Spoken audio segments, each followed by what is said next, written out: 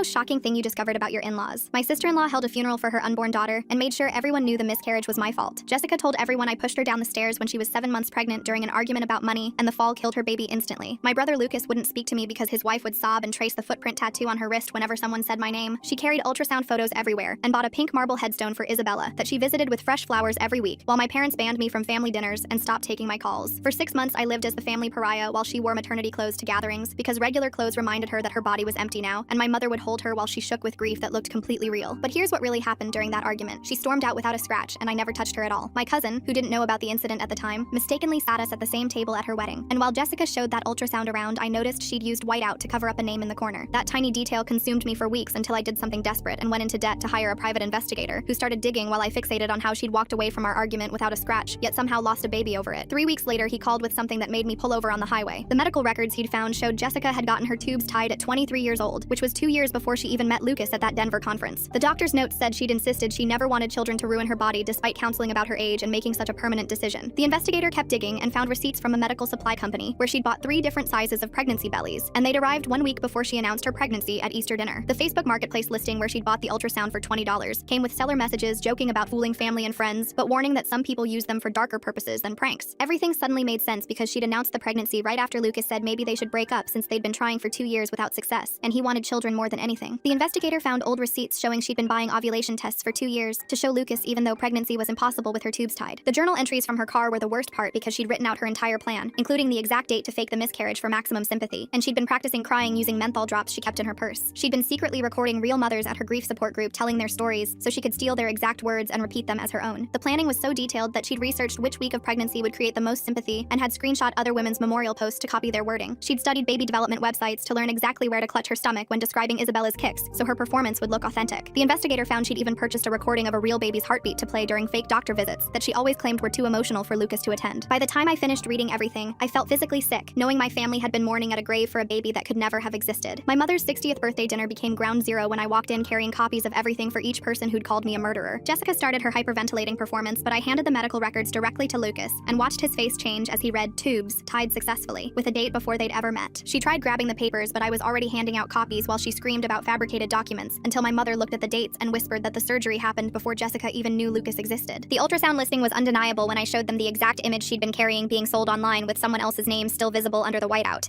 She broke completely and admitted she'd had to trap him with shared grief because he was going to leave her. And then she said, "At least I gave you the experience of thinking you were going to be a father." Lucas walked out without another word, tears streaming down his face, while my father blocked her from following him and told her to leave before he called the police. Jessica fled to Arizona and we never saw her again, and Lucas spent months in therapy learning to grieve a daughter who was never real.